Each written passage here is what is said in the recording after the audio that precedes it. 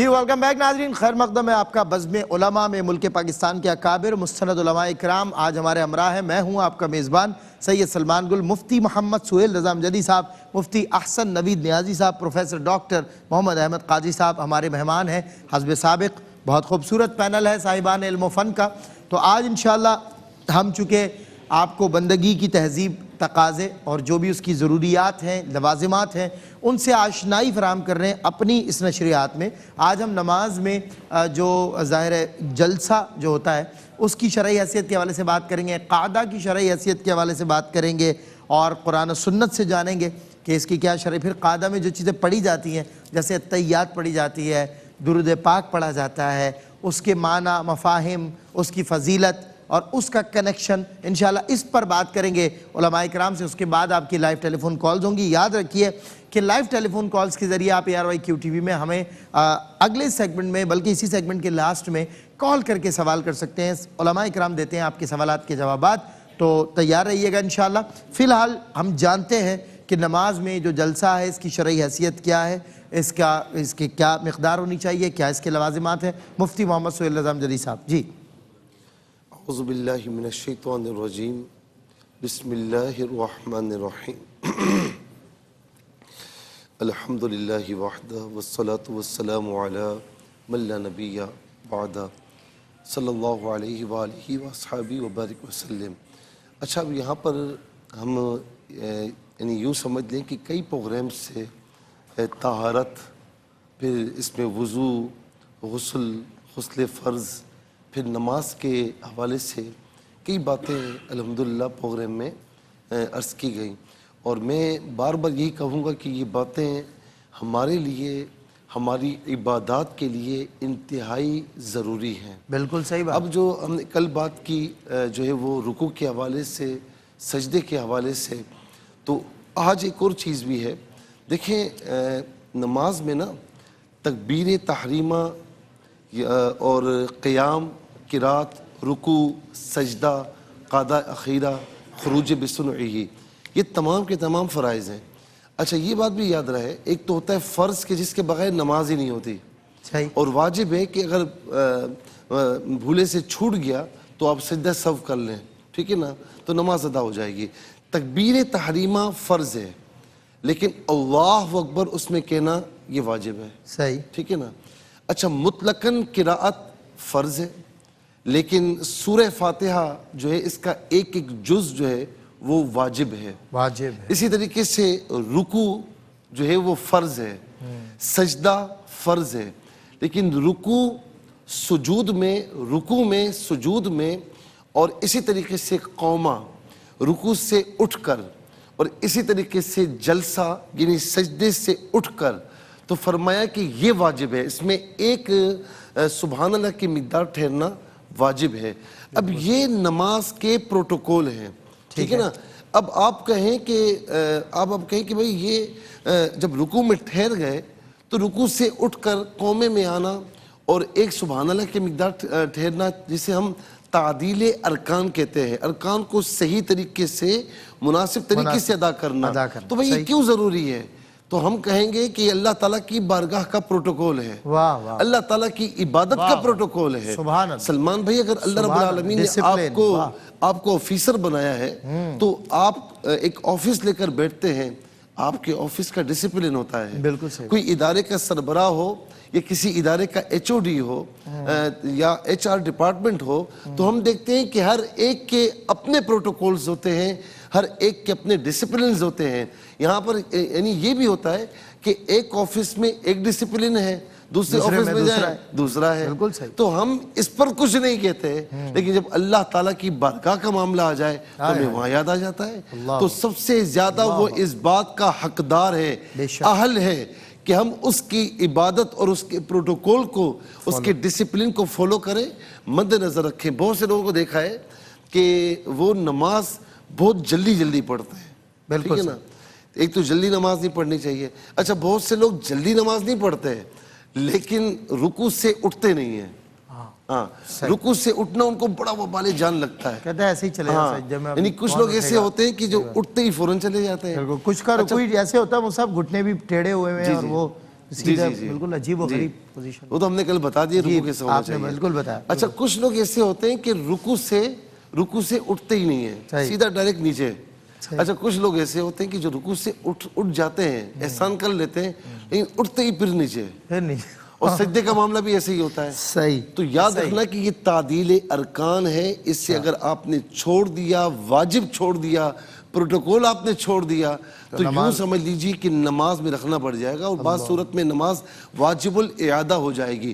جب قرآن فرماتا ہے نا کہ یا ایھا الذین آمنوا ارکعوا واسجدوا واعبدوا ربکم, اے ایمان والو رکوع کرو صحیح طریقے سے, اور سجدہ صحیح طریقے سے کرو, اور اپنے رب کی عبادت کرو. تو اس کا مطلب یہ کہ رکوع ہوگا تو تمام پروٹوکول اور تمام لوازمات کے ساتھ ہوگا, تبھی رکوع کہلائے گا. سجدہ ہوگا سارے پروٹوکول اور ادب و آداب کے ساتھ ہوگا تو تبھی مکمل سجدہ کہلائے گا, ورنہ پھر نہ مکمل رکوع ہوگا نہ مکمل سجدہ ہوگا, اور جب یہ مکمل نہیں ہوں گے تو پھر عبادت بھی مکمل نہیں ہوگی. بالکل صحیح, بالکل ٹھیک فرمایا آپ نے. میں مفتی حسن نوید نیازی صاحب, ابھی ماشاءاللہ پروٹوکولز پہ بات ہو رہی ہے, اللہ کی بندگی کے تقاضے ہیں, ادب ہے, پروٹوکول, کیا اچھی بات مفتی صاحب نے کی کہ ہر جگہ ہم پروٹوکولز فالو کرتے ہیں, پھر رب تعالیٰ کی عبادت میں ہوں, بندگی میں ہوں, پروٹوکولز فالو نہ کریں. اور کتنی اچھی بات ہے کہ اس رمضان ہم لوگوں کو پروٹوکول سکھا رہے ہیں, ان کو وہ باریکیاں سکھا رہے ہیں. نماز تو پڑھتے ہیں مگر انہیں یہ نہیں معلوم کہ کیا واجب ہے, کیا فرض ہے. اس دفعہ ہم نے اپنا ریزرو کر دیا پروگرام ان عبادات کے تقاضوں کے لیے. اب ایک قاعدہ کی بھی ایک صورت آتی ہے, ایک موقع لمحہ آتا ہے نماز میں, بڑا ضروری ترین رکن دکھائی سنائی دیتا ہے. اس کی کیا تفصیلات ہے, شرعی حیثیت کیا ہے اس کے حوالے سے؟ بسم اللہ الرحمن الرحیم. صلی اللہ علیہ حبیب محمد وعلی آلہ وصحبہ بارک وسلم. عبادات ساری سبحان اللہ, ان کا جو اپنا ڈیکورم ہے پورے کا پورا آپ دیکھیں, جو حیت آپ دیکھیں گے تو بے ساختہ دل سے سبحان اللہ نکلتا ہے. ہماری جتنی بھی عبادات ہیں ان سب کی حیت اور کیفیت ایسی ہے کہ بندہ دیکھ کر سبحان اللہ کہنے پر مجبور ہو جاتا ہے کہ کیا پاک ہے اللہ, کیسی پاکی ہے اس کو, اس نے کیسے تعلیم فرمایا. اور بالخصوص نماز کی حیت کو تو اگر آپ دیکھیں, کھڑے ہونے کا اپنا ایک طریقہ ہے, بیٹھنے کا اپنا ایک طریقہ ہے, سلام پھیرنے کا اپنا ایک طریقہ ہے, ہاتھ اٹھانے کا اپنا ایک طریقہ ہے, نماز میں داخل ہونے کا اپنا ایک طریقہ ہے, نماز سے باہر نکلنے کا اپنا ایک طریقہ ہے. اور یہ سارے ہی طریقے, پورا پروسیجر آپ دیکھیں شروع سے آخر تک نماز کا سارا ایک پرسکون باوقار انداز کہ عبادت بھی ہے, اور پرسکون اور باوقار انداز میں یہ عبادت ہے. اور اس سے اچھی حیت, اس سے اچھی صورت کا تصور ہی نہیں ہو سکتا عبادت میں, جیسی ہماری نماز کے اندر صلاۃ میں حیت اور عبادت رکھی گئی ہے. اسی میں سے یہ قاعدہ بھی ہے بیٹھنا. تو قاعدہ جو ہے وہ ویسے تو اگر 2 رکعت والی نماز ہے تو ایک ہی قاعدہ ہوتا ہے آخر میں, اسے کہتے ہیں قاعدہ اخیرہ. اور اگر 4 رکعت والی نماز ہے تو اس کے اندر 2 قاعدے ہوتے ہیں, 2 رکعت کے بعد ایک قاعدہ اور ایک آخر میں. تو جو 2 رکعتوں کے بعد قاعدہ ہوتا ہے 4 رکعت والی نماز میں, اسے کہا جاتا ہے قاعدہ اولا, یعنی پہلا قاعدہ. اور آخر میں جو ہم قاعدہ کرتے ہیں اسے کہا جاتا ہے قاعدہ اخیرہ, آخری قاعدہ. دونوں قاعدوں کی جو شرعی حیثیت ہے, سٹیٹس ہے, اس میں تھوڑا فرق ہے. جو قاعدہ اولا ہے یہ واجب ہے, جبکہ جو قاعدہ اخیرہ ہے یہ فرض ہے. بالکل صحیح, دونوں ضروری دونوں ہیں, قاعدہ اولا بھی ضروری ہے, قاعدہ اخیرہ بھی ضروری ہے, ضروری دونوں ہیں. بس فرق یہ ہے کہ یہ واجب ہے, یعنی اگر یہ بھولے سے ترک ہو جائے سجدہ سہو سے ازالہ ہو جائے گا. اسی طرح اگر جان بوجھ کر بھی کسی نے چھوڑا تو نماز کا فرض تو ادا ہو جائے گا لیکن واجب الاعادہ ہوگی. جبکہ قاعدہ اخیرہ وہ فرض ہے, اسے اگر کسی نے چھوڑ دیا تو نماز سرے سے ادا ہی نہیں ہوئی, وہاں نماز واجب الادا ہوگی. یعنی یہ فرق ہے واجب الادا اور واجب الاعادہ کا. فرض چھٹ جائے تو نماز واجب الادا ہوتی ہے, پڑھنی ہے آپ کے ذمے پر ہے, اور واجب چھٹ جائے تو نماز واجب الاعادہ ہوتی ہے, یعنی فرض ادا ہو گیا ہے, اب آپ نے اس کا اعادہ کرنا ہے. وہ زندگی میں کسی بھی وقت کیا جا سکتا ہے, نماز قضا شمار نہیں ہوگی. لیکن فرض چھٹنے کی صورت میں اگر آپ نماز اسی وقت کے اندر دوبارہ نہیں پڑھیں گے تو نماز قضا شمار ہوگی, قضا کرنے کا گناہ ملے گا. لیکن بہرحال لازم دونوں ہیں, قاعدہ اولا بھی لازم ہے, قاعدہ اخیرہ بھی لازم ہے. تو قاعدہ اولا ہو یا قاعدہ اخیرہ ہو, دونوں کی جو حیت ہے خود حضور جان عالم علیہ السلام نے کر کے دکھائی ہے. جیسا کہ سرکار علیہ السلام نے فرمایا تھا, صلو کما رأیتمونی اصلی, نماز پڑھو اس طرح جس طرح مجھے نماز پڑھتا دیکھتے ہو. تو صحابہ کرام علیہ رضوان نے باقاعدہ نریٹ کیا ہے وہ طریقہ جو حضور جان عالم علیہ السلام نے جس طرح نماز پڑھی ہے. حضرت وائل بن حجر رضی اللہ عنہ کی روایت ہے, اور دیگر صحابہ کرام علیہ رضوان سے بھی مروی ہے, جس کے اندر نماز کی پوری حیت بیان ہوئی ہے. تو اس میں آخر میں وہ کہتے ہیں جالسا ثم جالسا، پھر یعنی 2 سجدوں کے بعد آخر میں سرکار علیہ السلام بیٹھے، فافترشا رجلہ الیسرا ووضع یدہ الیسرا علی فخذہ الیسرا، کہ سرکار علیہ السلام نے اپنا بایاں پاؤں بچھایا، اس پر بیٹھے اور پھر اپنا بایاں دست مبارک بڑھا کر اپنے بائیں ران پہ رکھا، وحدّ مرفقہ الیمنی علی فخذہ الیمنی، اور اپنا دایاں ہاتھ آپ نے اپنی دائیں ران پہ رکھا لیکن کونیوں کو تھوڑا جدا کر کے رکھا۔ یعنی یہ جو ہمارے قعدہ میں بیٹھنے کی کیفیت ہے کہ ہم بائیں پاؤں کو بچھا کر اس پر بیٹھتے ہیں، دائیں پاؤں کو کھڑا کرتے ہیں اور دونوں ہاتھ دونوں رانوں پہ رکھتے ہیں، کونیوں کو تھوڑا جدا رکھتے ہیں، یہ پورا طریقہ حضور جان عالم علیہ السلام سے ثابت ہے۔ سرکار علیہ السلام نے یہ کیا ہے، سرکار کو دیکھ کر صحابہ کرام رضوان نے آگے اس کو نریٹ کیا ہے، اس کو رپورٹ کیا ہے، اور اسی سے فقہا نے یہ مسئلہ اخذ کیا ہے کہ قعدہ کی صورت یہ ہے، قعدہ کی حیت یہ ہے، تو قعدہ اولا ہو یا قعدہ اخیرہ ہو اس طرح بیٹھنا ہے۔ اب رہ گئی بات اس کے اندر تشہد کی، جو ہم تشہد پڑھتے ہیں وہ الفاظ بھی حضور جان عالم علیہ السلام سے ثابت ہیں، قعدہ اولا میں پڑھنے کے بھی، قعدہ اخیرہ میں پڑھنے کے بھی۔ قعدہ اخیرہ فرض ہے، تشہد واجب ہے۔ تشہد کا معنی یہ ہے کہ التحیات جو ہم یہ پڑھتے ہیں عبدہ و رسولہ تک، یہ پڑھنا واجب ہے، اتنی دیر تک بیٹھنا یہ فرض ہے۔ اگر کوئی اتنی دیر تک بیٹھا ہے اور تشہد نہیں پڑھا، فرض ادا ہو گیا، واجب ترک ہوا تو نماز واجب الادا ہوگی، واجب الادا نہیں ہوگی۔ لیکن اگر کوئی اتنی دیر تک بیٹھا ہی نہیں ہے، سرے سے قعدہ اخیرہ ہی ترک کر دیا ہے، تو اس صورت میں نماز ہی نہیں ہوگی۔ تو التحیات پڑھنا جسے تشہد کہا جاتا ہے وہ واجب، قعدہ اخیرہ یہ فرض، اور قعدہ اولا جو ہے وہ واجب ہے۔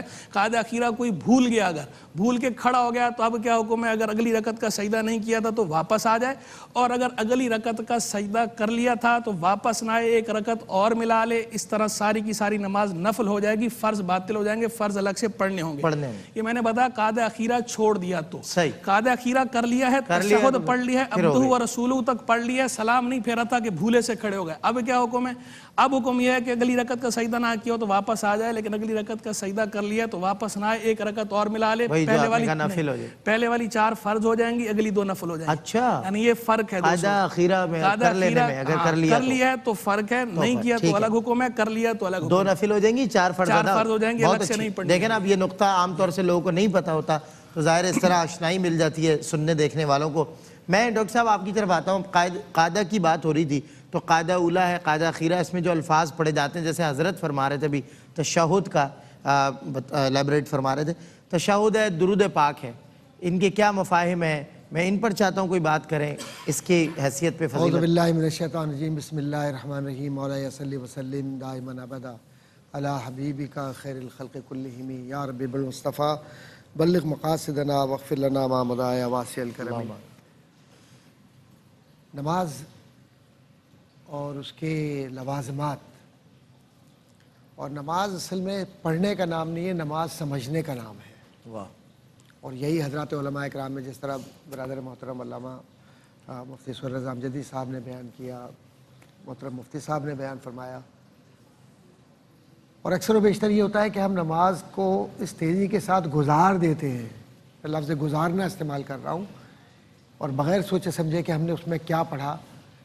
تو ضرورت اس بات کی ہے کہ ہم اس بات کو سمجھیں کہ ہم کیا پڑھ رہے ہیں، صحیح، اور اس کا مفہوم کیا ہے، اور رب سے ہم کیا درخواست کر رہے ہیں، اس کی التجا کیا ہے ہماری بارگاہ رب العزت میں۔ اب جو التحیات للہ والصلوات جب ہم پڑھتے ہیں الی آخری، تو اس میں بہت اہم امور ہیں۔ سب سے پہلے میں چاہوں گا کہ ہم یہ سمجھیں کہ اس کا ترجمہ ہے کیا۔ اکثر ہم پڑھتے ہیں التحیات، تو التحیات تو پڑھ دی، لیکن یہ معلوم ہی نہیں کہ پڑھا کیا ہے۔ تمام قولی عبادتیں، تمام فعلی عبادتیں اور تمام مالی عبادتیں صرف اللہ ہی کے لیے ہیں۔ اللہ اکبر۔ تو یہ اقرار باللسان ہے رب کائنات کے اختیارات کا۔ پھر اس کے بعد سلام ہو آپ پر اے نبی صلی اللہ علیہ وآلہ وسلم۔ اب دیکھیے اس میں بہت اہم بات یہ ہے کہ اس میں رسول اکرم صلی اللہ علیہ وآلہ وسلم کی ذات پر جب آپ سلام بھیج رہے ہیں تو انہیں محسوس بھی کیجئے، ان کی ذات گرامی سے تعلق بھی ہو آپ کا، کیونکہ جب سلو کما رأیتمونی کا آیا تو صرف یہ نہیں آ گیا کہ تم نے جیسے مجھے دیکھا ہے ایسے ہی نماز پڑھو، مسلی کا لفظ ان معنوں میں نہیں ہے۔ تو صحابہ کرام جب موجود نہیں ہوتے تھے ساتھ تو تب بھی حضور کی نماز کا تصور اور حضور کا تصور اپنے سامنے رکھتے تھے. اللہ اکبر. تبھی کا کی ضمیر جو ہے یہ متکلم، یہ کا کی ضمیر جب استعمال ہوئی ہے تو یہ کیا ہے؟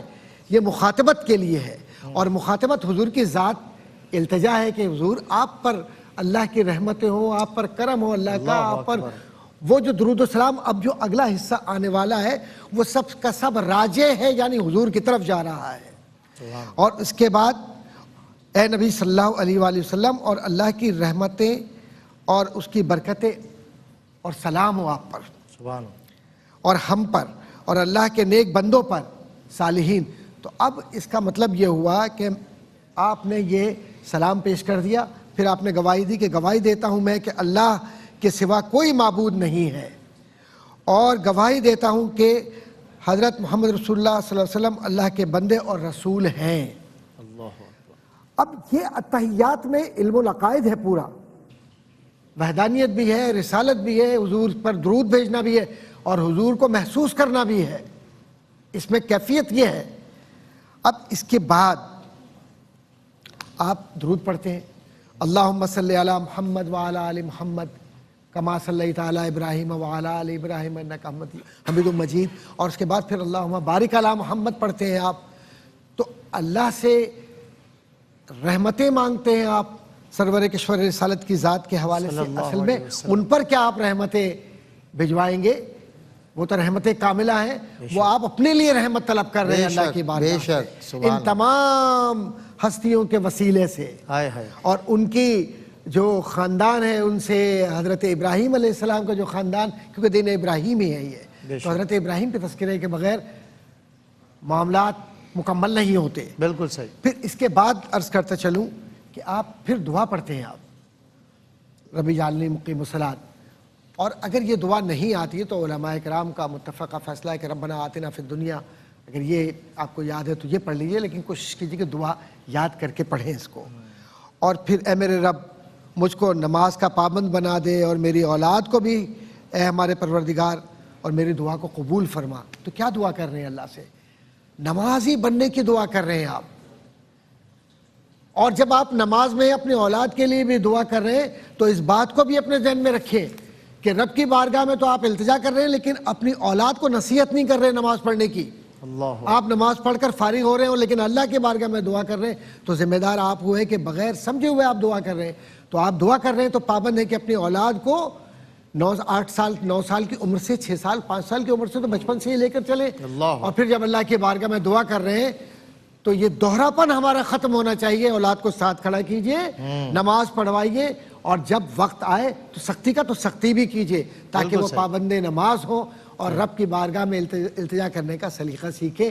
تو یہ قاعدہ جو ہوتا ہے اصل میں رب سے التجا کر کے کچھ حاصل کر کے اپنی نسلوں کی آبیاری کرنے کا نام ہے. بہت اچھی بات. قاعدہ میں بیٹھ کر انسان ملتجی ہے رب کے حضور کہ یا رب مجھ پہ کرم فرما، میرے ماں باپ پہ کرم فرما، اہل و عیال پہ کرم فرما. ایون اللہ کے نیک بندوں پر سلامتی، ان پر رحمت، اپنے لیے رحمت، پھر نبی رحمت. اللہ اکبر، سبحان اللہ سبحان اللہ. کیا شوق تیرا اگر نہ ہو میری نماز کا امام، میرا قیام بھی حجاب، میرا سجود بھی حجاب، تیری نگاہ ناز سے دونوں مراد پا گئے، عقل غیاب و جستجو، عشق حضور و اضطراب، شوکت سنجر و سلیم تیرے جلال کی نمود، فقر جنید و با یزید تیرا جمال بے نقاب. اللہ اکبر. جی سجدوں سے تیرے کیا ہوا صدیاں گزر گئیں. اللہ آپ سنائیں. سجدوں سے تیرے کیا ہوا صدیاں گزر گئیں. دنیا تیری بدلتے ایسا سجدہ تلاش کر. کیا بات، کیا بات. بہت خوب، بہت خوب، ماشاءاللہ. آپ ہمیں بریک لے رہا ہوں لیکن بریک میں بھی آپ ہمیں کال کر سکتے ہیں. ٹیلی فون اٹھائیے، کال کیجئے، سوال کیجئے. سوال آدھا علم ہوتا ہے. صاحبان علم و فن آپ کے سوالات کے شریعت مطہرہ کی شفاف روشنی میں دیں گے جوابات. فقہی سوالات کا سیگمنٹ ہے، کوشش کریں فقہی اور شرعی سوالات کریں. اس بریک کے بعد بریک میں بھی آپ ہمیں کال کریں. ٹیلی فون نمبرز آپ کو نظر آ رہے ہیں، اٹھائیے فون کیجئے سوال. ملتا ہوں آپ سے بریک کے بعد. اتنا ہمارا اتنا تمہارا شان رمضان ہے، مومنوں کے دل کا اجالا شان رمضان.